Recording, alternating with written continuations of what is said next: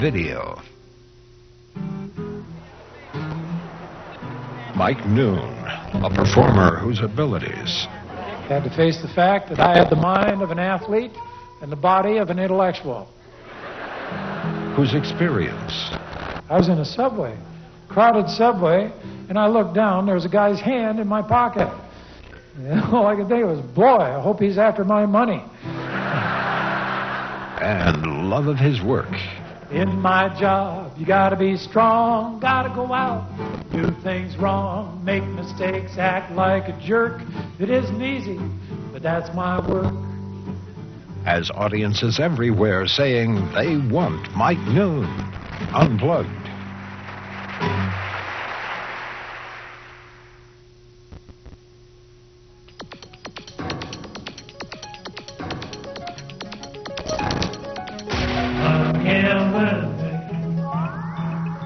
I'm gambling, man. Want to gamble? Go skydiving wearing a toupee. Did a vasectomy from the guy in a trainee hat. I know a little bit about cults. I used to belong to one years ago. I was a Hare Krishna, Branch Davidian, macrobiotic, Zen Buddhist, Kung Fu, born-again Weight Watcher for peace. It's a big TV night. It's like the World Series, the Academy Awards, and the NBA Finals, and the premiere of Rush Limbaugh's aerobics tape. I have a rich fantasy life.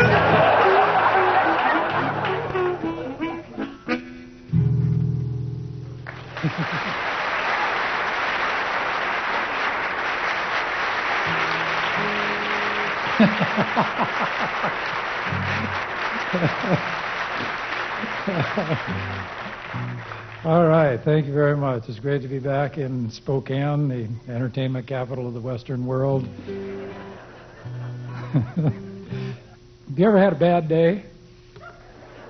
One of those really bad days, not just a marginal bad day, but one of those big ones. One of those days when your son calls up and says, Dad, I've quit medical school to become a shepherd.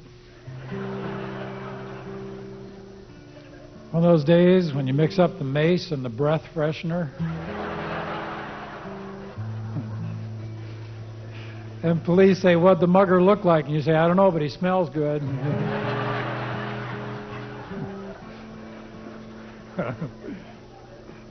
One of those days when you go to a tractor pull and find yourself intellectually stimulated. And on the way home, you rear end a propane truck. And some idiot says, don't worry, I'll light a flare. You'll think that'll be the low point of your day, but it won't. No, the low point will be when some positive person says, hey, those aren't problems, those are opportunities. You just want to punch them. There are no problems, just opportunities. You hear it every day. Positive people in all our communities. Well, I don't think life works that way. I think there's a balance in life. I think there's positive and negative. Animals know that. That's why dogs are positive, cats are negative. It's true, isn't it? You get lost with a dog, no food, no water, that dog will be saying, hey, this isn't a problem. This is an opportunity. I'll run for help, save my master, get my picture in the paper. You get lost with a cat. No food, no water, that cat will be saying, well, looks like you're going to die.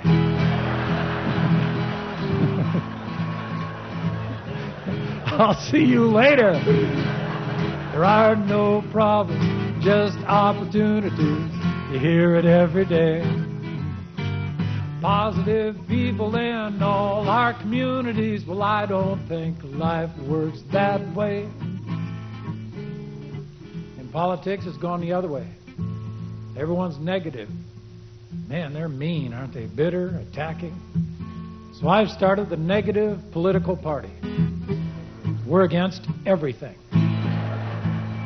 We're against good schools. We feel if we can keep the kids stupid, they won't take away our jobs.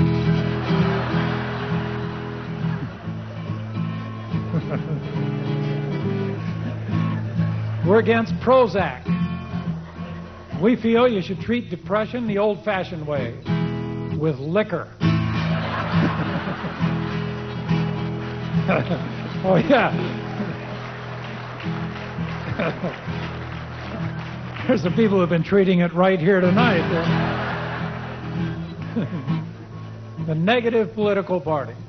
Our symbol is a happy face with an arrow through it. We want people who know there are problems. People who know if you rent an apartment and discover your upstairs neighbors are clogged dancers, that is not an opportunity. The mafia godfather catches you in a tool shed with his wife. You have got a big problem. You're driving with a cigar in your mouth and the airbag goes off.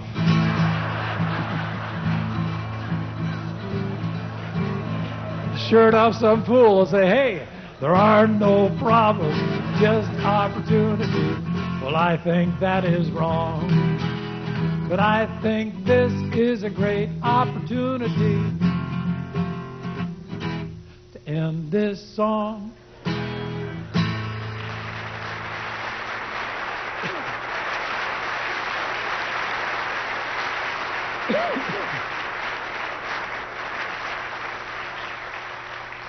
Thank you. I've been thinking some more about superstitions. As you may know, I don't believe in superstition. I think it's bad luck. We need more superstitions we can prove. I've come up with a few. I think it's bad luck to walk through Florida yelling down with Medicare.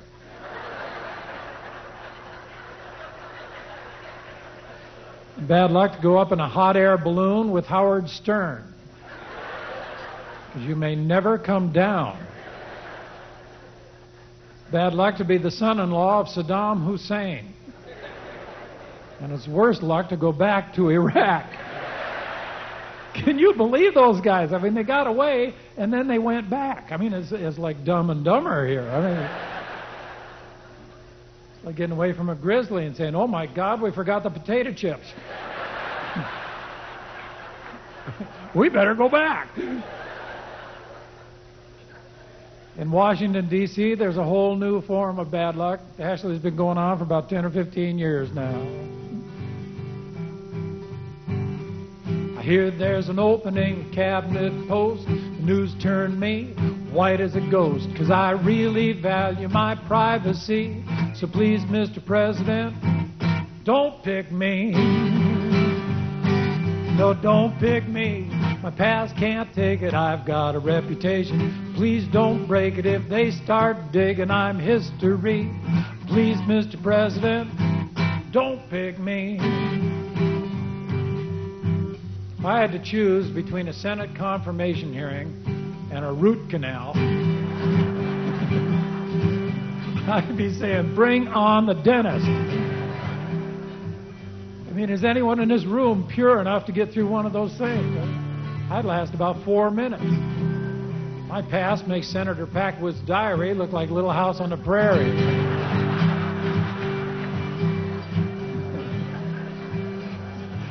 So I'd be tempted just to make up stuff. Gross them out. I inhaled in the 60s, I cheated in school, got illegal immigrants cleaning my pool. My affair with Madonna's going strong, and I'm part of the religious wrong. I'm a fundamentalist golfer. I think graphite shafts are the work of the devil. I got some relatives I'm trying to conceal. I got a multi-million-dollar book deal. My savings and loans were hard to resist, and I made the Hollywood Madams list. So don't pick me, Mr. President.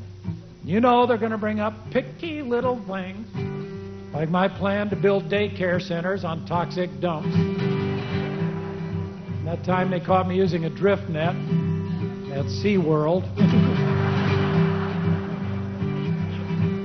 Those cars I built with the gas tank and the front bumpers. So don't pick me.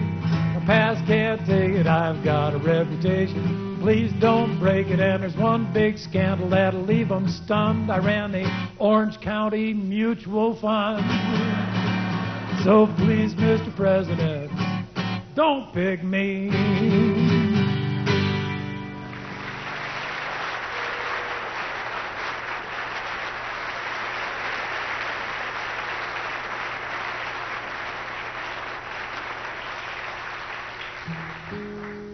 Thank you. I listen to the news a lot. Stuff. Sometimes you get kind of depressed, and you have to look for positive things in the world. There's a company down in Oregon right now that's making blimps.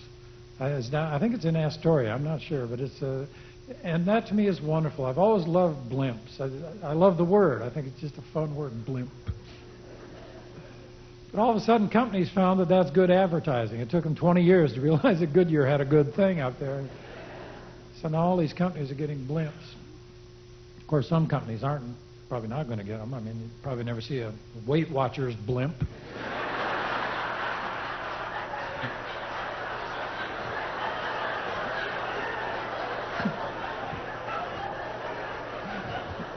Slim, fast blimp. You're not going to see that.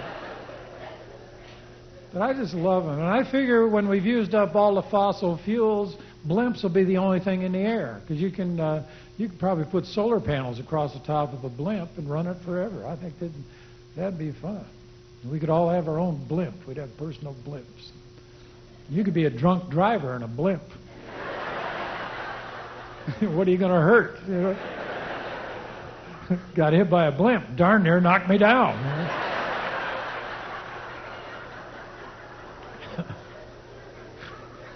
People would be up there playing bumper blimps. And it'd be hard to turn them into weapons, too, because that's what we do with most new technology, but it's hard to make a weapon out of it. You'd probably never see attack blimps, stealth blimps. It'd be fun to see a blimp dogfight, wouldn't it?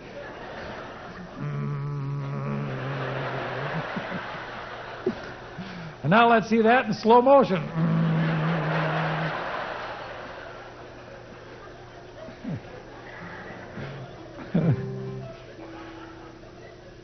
I love things like that because you can get paranoid in the world.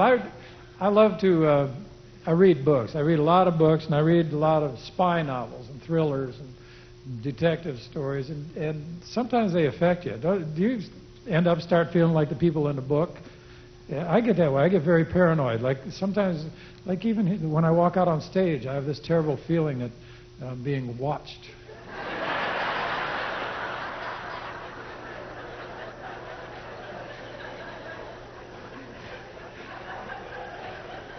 I have this fear that the microphone is bugged, which would be redundant. But I live in a little small town, and there's not a lot of big crime problems where I live. I live in Suquamish, Washington, and our big crime is people knocking over mailboxes, But I go to big cities, and I just get totally freaked out. And I've written a song about New York City, and it's a calypso song. I tried to capture the warm, friendly feeling of New York, and I think I've got it in this song. I flew into New York City. From the air it looked so pretty. A friend led me to the parking garage, started to unlock his old Dodge. He had a burglar alarm in that old beater, axle chained to the parking meter, steering wheel locked to both front doors, and the seats were padlocked to the floor. He had locks, locks. He lived in a world of locks. We only drove about 15 blocks, and he was back locking up locks. He reset the alarm for the slightest jar. Then a leaf fell on the car. Stop that horrible noise, I cried. He said, I can't. The keys are locked inside. We finally made it to his front door. He unlocked 7 locks or more. He said, step aside, and I wondered why. And 3 pit bulls came hurtling by. Later that night, he got ready for bed. The way he undressed nearly knocked me dead. Instead of buttons, he had little locks, and his shoes were padlocked to his socks. He had locks, locks. He lived in a world of locks. In the bathroom, I heard him swear he forgot the combination to his underwear.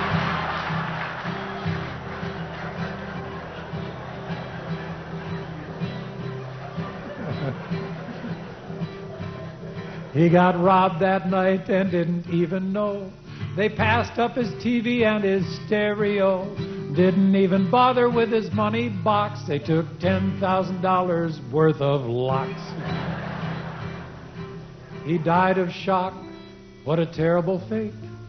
St. Peter met him at the pearly gate. Said, we're sending you back for another look.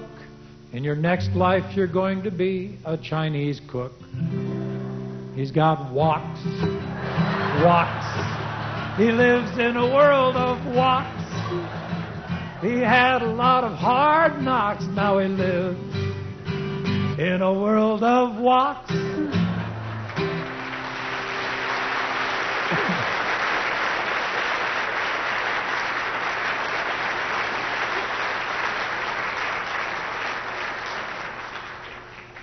Going to play the harmonica now, as usual. I've been flooded with requests to play a little harmonica. Which is good, because I don't have a big one.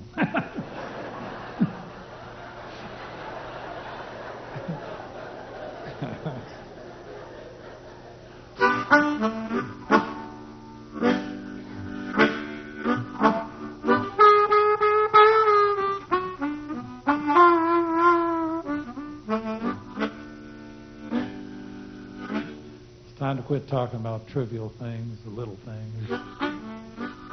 Time to get into the big things in life. The big questions, the ones we all dwell on. The biggest question of all. What would you do if you won the lottery?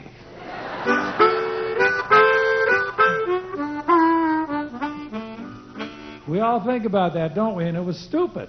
I mean, because the chances of winning the lottery are about the same as the chances of Elvis and Sasquatch walking through that door singing, "You Light Up My Life." It's not going to happen. But it's fun to think about, isn't it? Because we all do weird things, but if you're rich, you can do big weird things. If I won the lottery, the first thing I'd do is buy a Yugo, put a Ferrari engine in it. Just blow the doors off Porsches.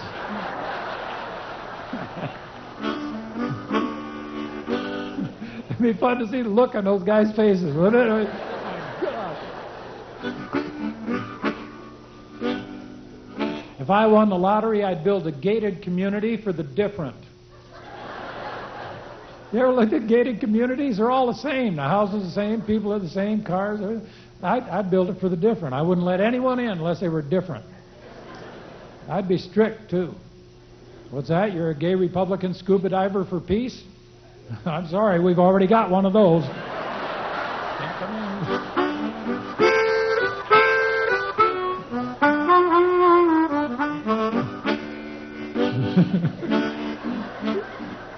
If I won the lottery, I'd start a non-violent hockey league. Featuring players with teeth.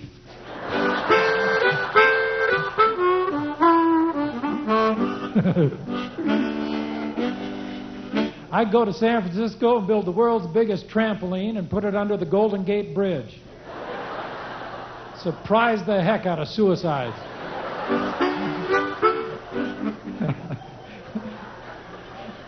That's weird. Trying to commit suicide, I'm back on the bridge.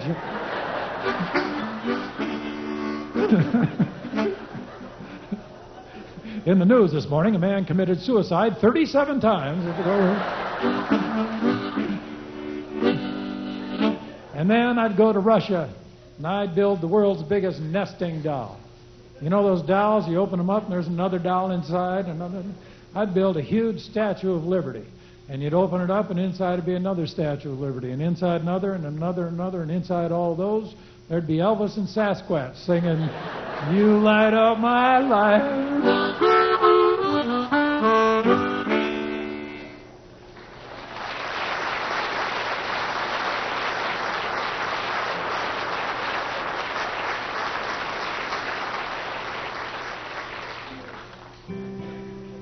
Our love life is in trouble. We found that out last night. As we watched the evening news, we knew something wasn't right. The weed of politics bears such bitter fruit. 'Cause I'm in love with Hillary, you're in love with Newt.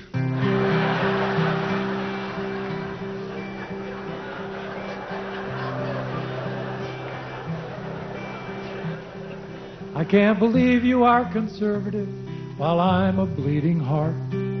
All those weeks we dated were ill-fated from the start. We cried so when we parted, our grief was absolute.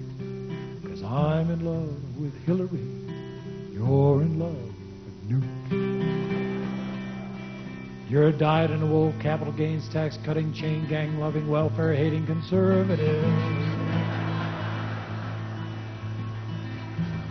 I'm a bleeding heart, tobacco-hating, spotted owl-loving, gay rights liberal. We have a politically dysfunctional family. On election day, we have to lock up the steak knife. Our marriage was in trouble. We couldn't handle this dispute. 'Cause I'm in love with Hillary, and you're in love with Newt. But then we found a vision, one high truth that we both know. All our kids are crazy because they like Ross Perot.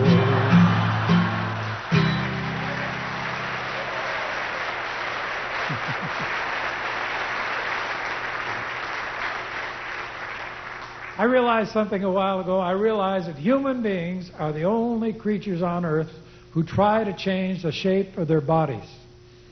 You ever thought about that? I mean, you never see camels on Stairmasters. You never see sloths jogging. You never see a hippopotamus getting liposuction. Hippo-lipo.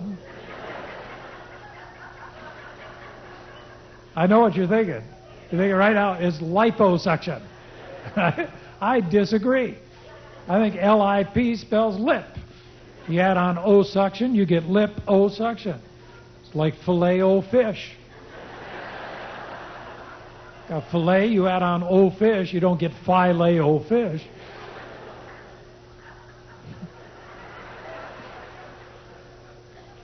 We're all trying to change the shape of our bodies. Most of us are trying to lose weight. I know when I'm gaining weight because the guitar moves away from my body. Either my stomach's getting bigger or my arms are getting shorter. We're all trying to lose weight. Yet 70% of Americans are overweight. You know what that means? The overweight people ever get together could take over the country. 70%, we're talking a mandate here. Could push through mandatory chocolate laws. Yeah. Outlaw rice cakes and sprouts. Yeah. Put a bounty on joggers. Yeah.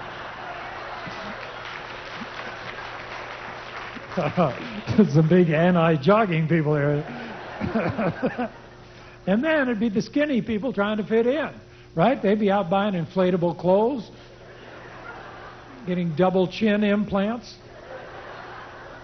Compulsive non-eaters would have their jaws wired open.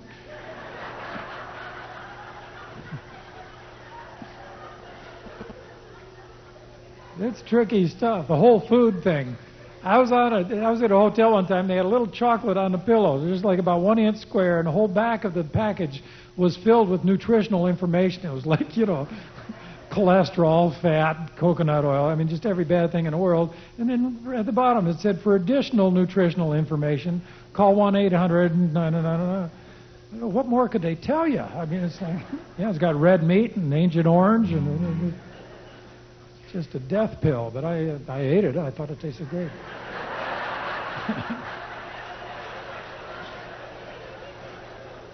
Because I've got this food thing figured out.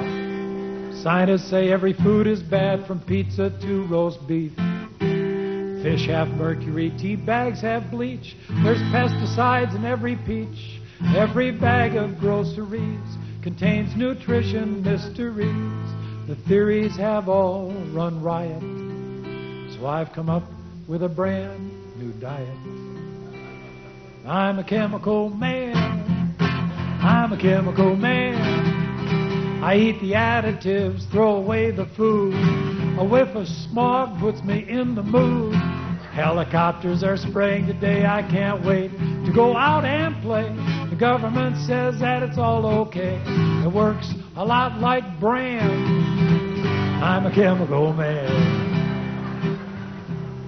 Yes, friends, you're looking at a food thrill seeker. You're looking at a man who's eating a Spam and Velveeta sandwich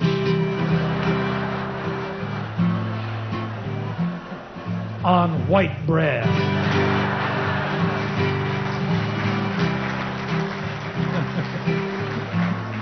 My body is a temple, the temple of doom. My suits are asbestos instead of silk. I drink hormones, throw away the milk. I live downwind from a toxic dump. My stomach once ate up a stomach pump. I just laugh at nutritionist fears, 'cause I've got a shelf life of 2,000 years. And UV rays give me a great tan, 'cause I'm a chemical man. I grew up near a city named Wyandotte, Michigan. And back then, Wyandotte had 5 chemical companies in one city. And it was just amazing. That air made Chernobyl look like a health spa. We'd just sit around and watch the birds fall out of trees. And I know somewhere back there is the woman for me. A woman who believes there is nothing finer than nibbling on crayons made in China. Puts Jolt Cola in her coffee each day. She can outrace the Chevrolet. I'll know she's the woman for me if she skips the food, eats the MSG. And on her forehead every morning, I'll see the Surgeon General's warning, 'cause I'm a chemical man.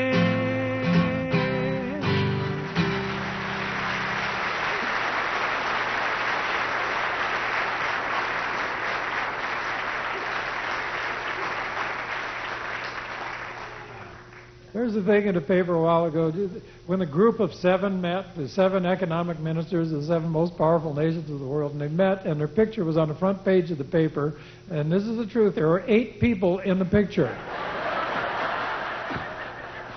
These are people deciding the economic fate of the world, and they can't count to 7.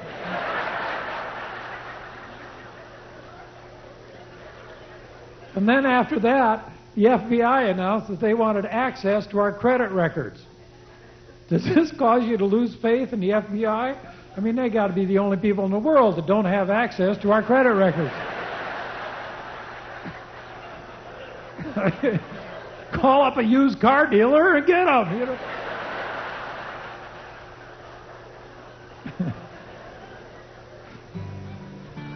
The other thing that bothers me, I've been jogging for about 20 years. I jog, and that's what I do. That's my exercise. And I have never felt that runner's high. You know, they talk about that blissed out state you're supposed to feel. I have never, ever felt that. I think it's just a myth. I think they just use it to sell shoes. Right now, there's shoe pushers out on the playground. Hey, kid, you want to get high?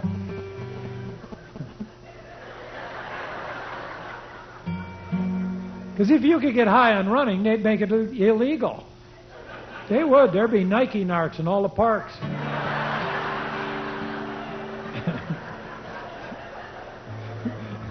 You have the right to remain stationary. Any movement will be used against you. There'd be SWAT teams busting down doors. Yeah, Chief, we got them. It was a big treadmill party. They were getting high. Tried to flush a pair of Reeboks down the toilet, but we got them. Good work, men. Under the law, we can confiscate everything they own. I wonder how much that is. I don't know, Chief. The FBI can't find their credit records.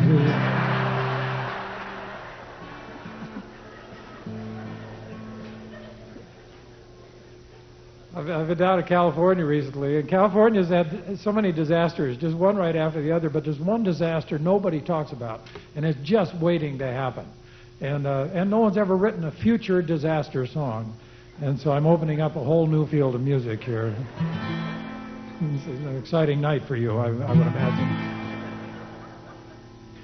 We shall wander in the wilderness, hoping to survive, looking for our home as we try to stay alive. If we stand together, we'll never fall, and someday we'll find the mall, the mall. One for all and all for one. We won't quit till the shopping's done at the mall, at the mall, at the mall. As we wander in the wilderness, we think of the glory days when malls covered the earth, parking lots as far as the eye could see. A new religion sprang up, mallism. People believed earth was created by a supreme being looking for a place to shop.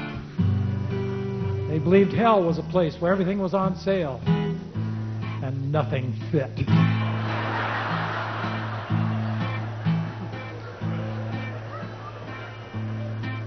But there were dark forces at work.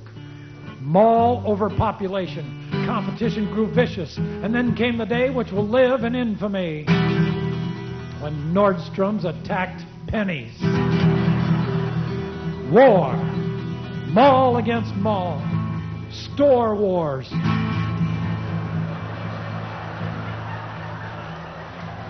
Thank you.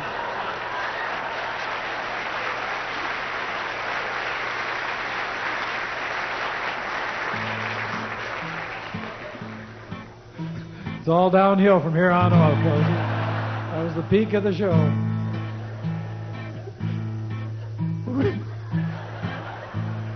We fled into the wilderness, and we discovered something awful about the wilderness. It's outdoors. What a stupid concept. There's no air conditioning, no pizza by the slice. You ever try to stick a credit card in a tree?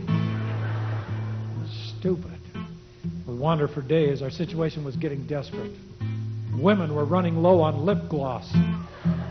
We couldn't hold out much longer. Then one night we came to a cave, and inside were a bunch of people wearing clothes with no names on them. They were designer impaired. And this wonderfully wise woman looked up and said, "Welcome to the Mall of the Mind. You can be more than shoppers. You can rise above greed and materialism. You can live in a world of truth and beauty and ideas." And for hours we traded ideas. We dealt with the big questions of our time. Questions like, if we can send a space probe to Jupiter, why can't we build an ironing board cover that'll stay on the ironing board?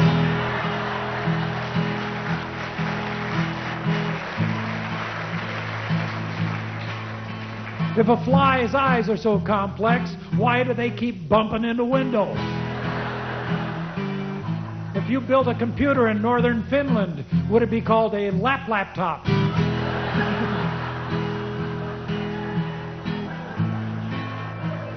And when we were done, the wonderfully wise woman looked up and asked the greatest philosophical question of our time. Will that be cash or charge? In the mall.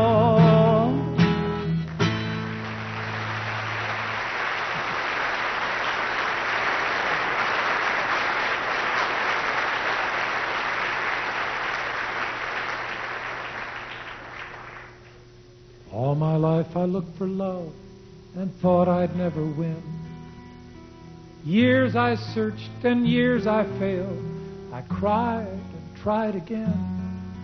I looked in clubs and singles bars. I walked the ocean shore. Then one night I found it in a candy store. 'Cause I'm in love with chocolate. Its magic fills the air. People come and people go. but chocolate's always there. Light or dark, hard or soft, I just can't deny it. I eat chocolate-covered rice cakes when I go on a diet.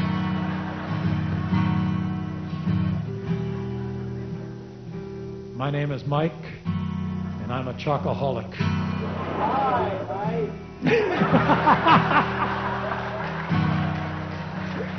All right. A fellow member. Oh, it started innocently enough. A few M&Ms, a couple Kit Kat bars. Soon I was into the heavy stuff.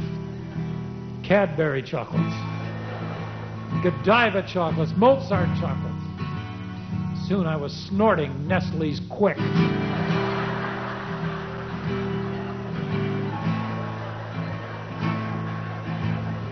I was a cocoa head.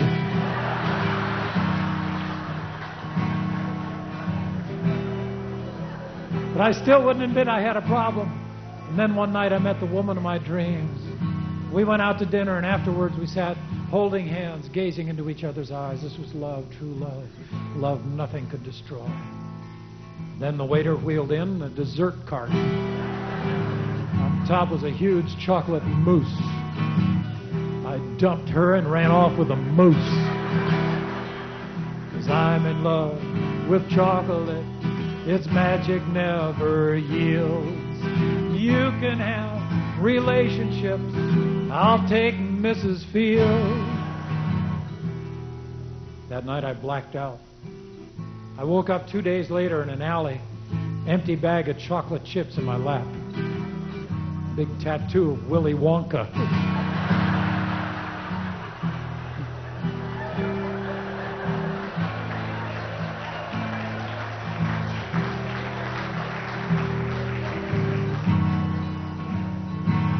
Later that night, I broke into a Hershey's factory. Police caught me doing water ballet in a huge vat of milk chocolate. There's only one thing they could do. Gave me 9.6 for technical merit. I was desperate for help. The doctor said there was only one hope. A choco-lobotomy. An operation to remove the chocolate center of the brain. A very dangerous operation. The chocolate center of the brain is right next to the sex center. That's why a lot of people eat chocolate in bed.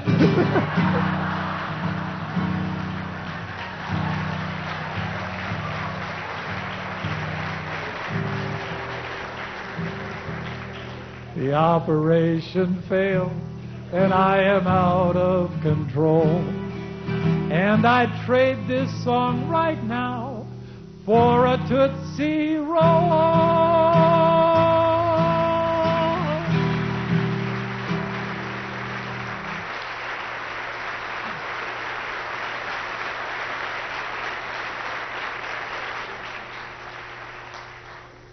Fans, I'd like to get serious here for a moment.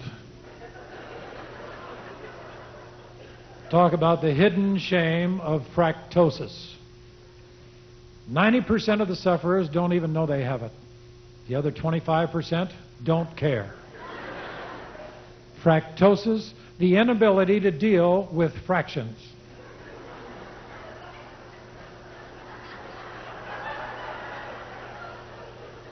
Half of these people can be cured. A third are hopeless. The other 3/5 are drug abusers.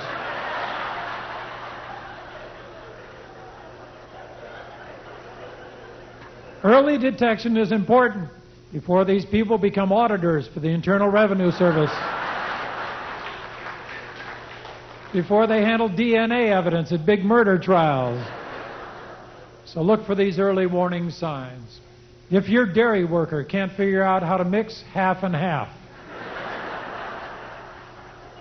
If you need a calculator to split up a pizza.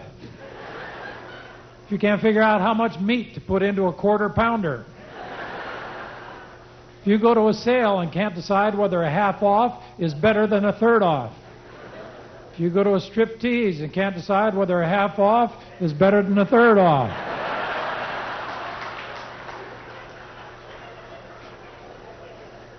You can help. Contact the Fractosis Foundation, dedicated to the band director who started the halftime show at the end of the first quarter, and to politicians who think 30% is a mandate.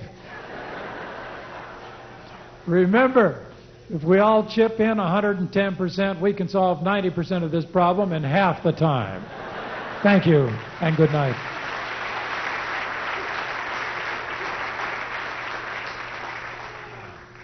I've been in this business for a long time, and I just love it. It's a wonderful way to make a living. But years ago, I had all kinds of weird experiences. Years ago, I was working in Seattle, and this company hired me to play their convention. And they had a convention on a tour boat. It was this big boat, big open boat, and there was about 200 people on board. And they went out into Puget Sound, and we did a show. And with me on the show was a dance team, this man and this woman. And they were really good. I mean, they could dance, and the show went just fine. We had a wonderful time, and then we went out and had a salmon bake. And coming back, we hit a storm, and it was this big, huge storm. I mean, it was really kicking up, and it was tossing that boat around, and people were getting scared and seasick. And they asked me if I'd get people singing songs, get their minds off this thing, and so I did. And we were singing songs. It was going pretty well. And then I learned something really important. I learned if you're on a boat with a bunch of scared, seasick people, you should not sing the song about the Titanic.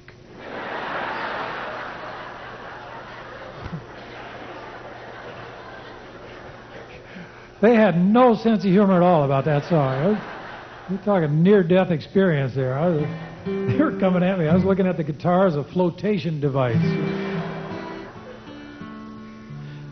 And then another weird thing happened. About a month later, I was working in a showroom in Seattle, and it was one of those magic nights. It was just the audience was really cool, and everything cooked. And afterwards, the waitresses asked me out for a drink. It was like 4 women asking me out for a drink, and I was young and single, and I thought, whoa, this is it. Mr. Big-Time Studley Entertainer, you know. My head was out to here, you know. I was scratching my head. And I got in the car, and I said, where are we going? And they said, we're going to Papa Bear's. Well, Papa Bear's in Seattle was this tavern. It was like a Chippendales. And guys got up and ripped their clothes off, and women threw money and yelled. And I said, well, this wasn't really what I had in mind. You know, I don't watch a bunch of guys take their clothes off. And they said, no, come on, it'll be fun. And I said, no, I really don't want to go. And they dragged me out there, and they dragged me in the door, and I said, I really don't want to go here. I don't want to watch guys. They said, come on. We walked in. There was a guy on stage. He was ripping his shirt off, and women were screaming and yelling, and he looked over, and he saw us come in, and he said, Mike, how you doing? It was that dancer from the tour boat.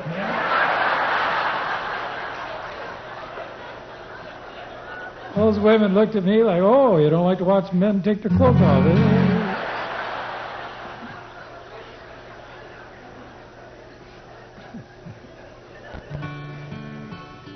I was watching one of those sleazy talk shows.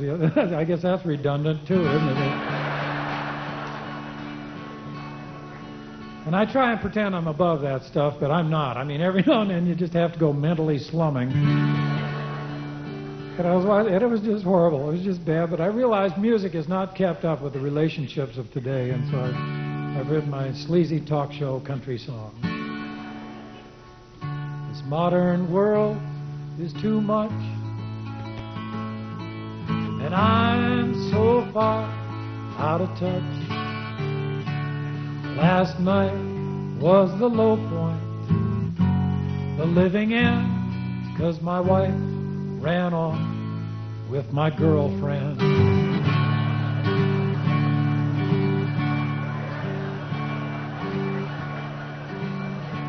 Yes, my wife ran off with my girlfriend. I can't believe they were cheating on me,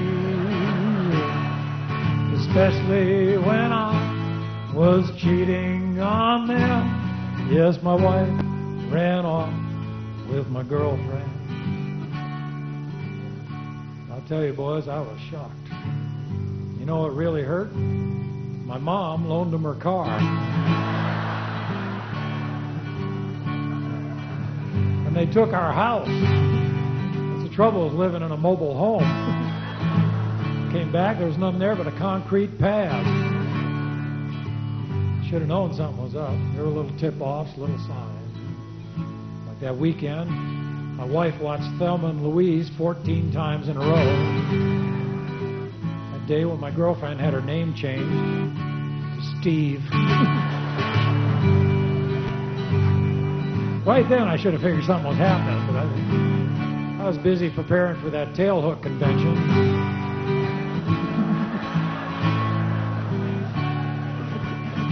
Then I got back and they were gone. I can't believe a heart can be broken in three. A love triangle did it all to me. I was so blind, I was so obtuse. Then side B ran off with the hypotenuse. No one's ever gotten that into a song.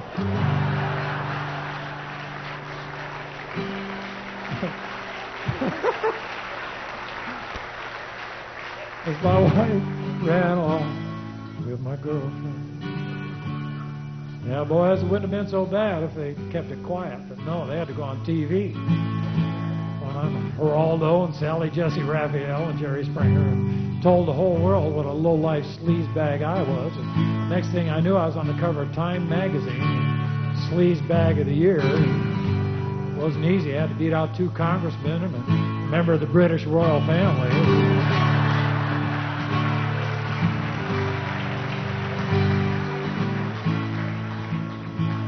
But I'm trying to turn my life around now. I hope they have a good life. I wish them the best.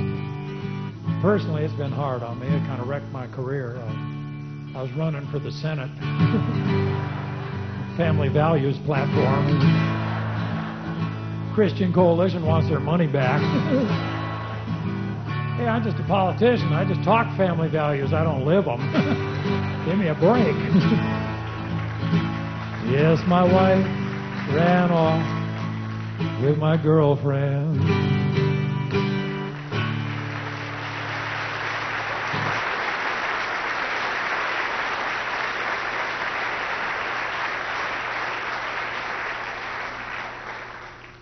I was thinking about coffee and liquor. Have you ever compared the two? They're both drugs, coffee and liquor, but coffee is supposed to be a stimulant, like it pumps you up, right? Liquor is supposed to be a depressant. Brings you down. Yet you go into a bar, everyone's pumped up, everyone's rocking and rolling and loud. You go into a coffee house, everyone's kind of reading philosophy and stuff. These drugs don't work. And nobody talks about the hidden, dangerous side effect of liquor. The big one. Tattoos. I'm convinced you drink a certain amount of liquor and that tattoo response kicks in. You think, boy, I need a tattoo. That's why tattoo parlors are always next to bars. You never see them next to coffee houses. You never see someone have 6 or 7 lattes and say, boy, I need a tattoo. And it's dangerous. If you're drunk and in a tattoo parlor, that's the worst thing that could happen to a person because, I mean, your judgment is not right up at the peak of... I heard about this guy, and this is the truth, this friend of a friend who was drunk in a tattoo parlor, and he got I love pizza tattooed across his forehead.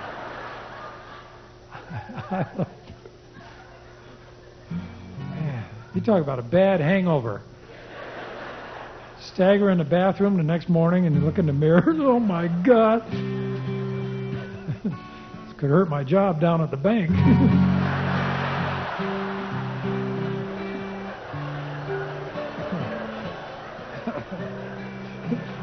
Yeah, trust us with your money.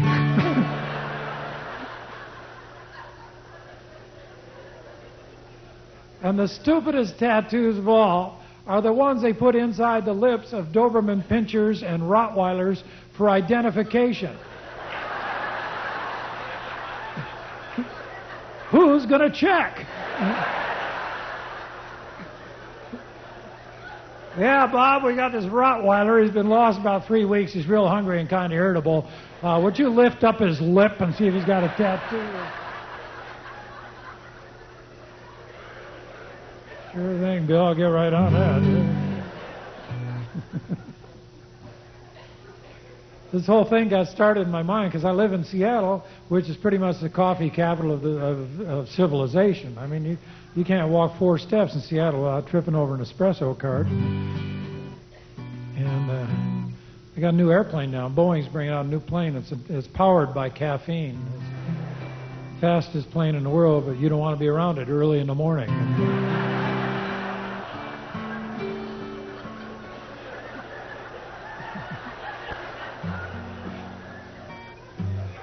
And love is different in Seattle. It's a whole different experience. So I wrote a Seattle love song. This is the fastest song I've ever written. I wrote it in a moment of mocha madness.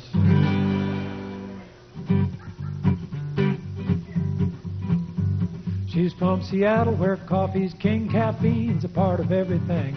Got the pedal to the floor, she's a lean machine. She's my caffeine queen. Never gets the slows, no lying in bed. My woman's an espresso head. Couple doubles to start the day, some cappuccino along the way. Bounces around like a jumping bean. She's my caffeine queen. Makes a roadrunner look like he's on Quaaludes. One day I drank 7 cups with her, drove 800 miles to Big Sur. Fastest wedding you've ever seen. I married my caffeine queen. Honeymoon took 17 minutes. We wrecked a motel room and everything in it. Her eyes were glazed, her body shaking. Lamps were falling, the windows breaking. Manager rushed in to view the scene. I said, hey, don't worry, it's just caffeine. So I don't care what anyone says. Eat your heart out, Juan Valdez. She's my caffeine queen. And we're sleepless in Seattle.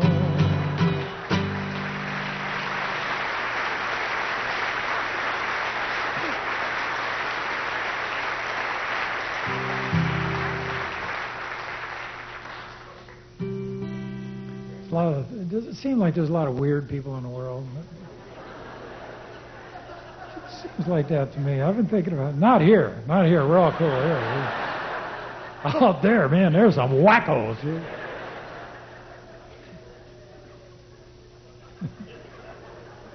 Just strange stuff. This is another gun thing. I heard about this guy in Arizona. This is on the radio. A guy got shot in the head. They rushed him to the hospital, and before they could operate, he sneezed, and the bullet came out his nose.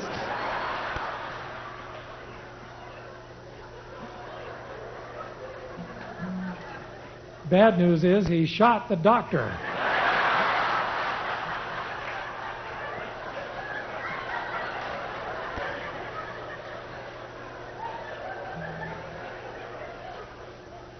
Weird people out there. I heard this story about this chemist, this woman chemist who had gone beyond feminism. She developed a pathological hatred for men, and she was trying to develop a chemical that would destroy men's minds and their reproductive systems. Luckily, the two aren't connected.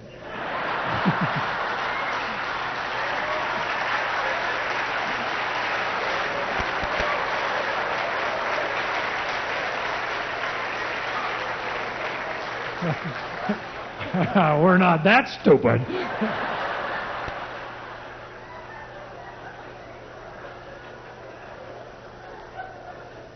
And then these people get together and they form cults. And I know a little bit about cults. I used to belong to one years ago. I was a Hare Krishna, Branch Davidian, macrobiotic, Zen Buddhist, Kung Fu, born-again Weight Watcher for peace. We had it covered, but I still wasn't happy. And one night a voice came to me and said, Mike, go forth and divide.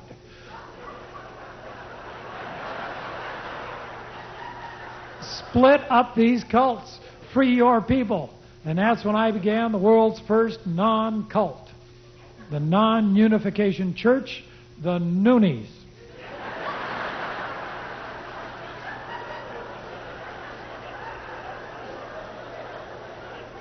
We have 4 rules. Rule 1, you cannot accept me as your leader.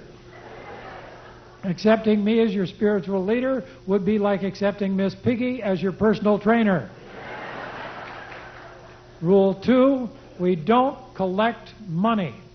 We're the only organization that can make that statement. We don't bug you in airports or call on the phones. We just leave you alone. Rule 3, we always split aces and eights. Rule 4, no organization should have more than 3 rules.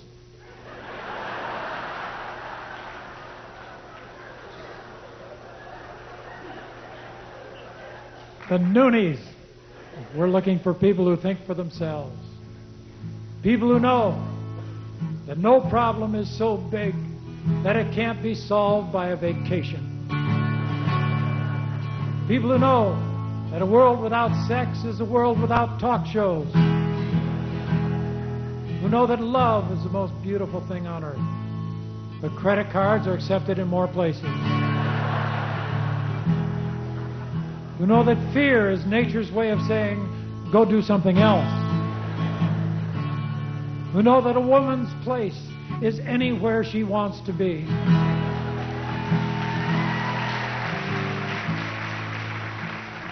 And that a man's place is with the TV remote control. Right, man? Women don't know how to use those things. Women will watch an entire program all the way through. That's not television.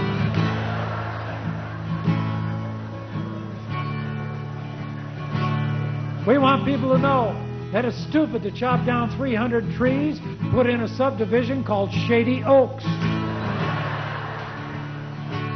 Who knows that people with multiple personalities should share them with people who don't have any.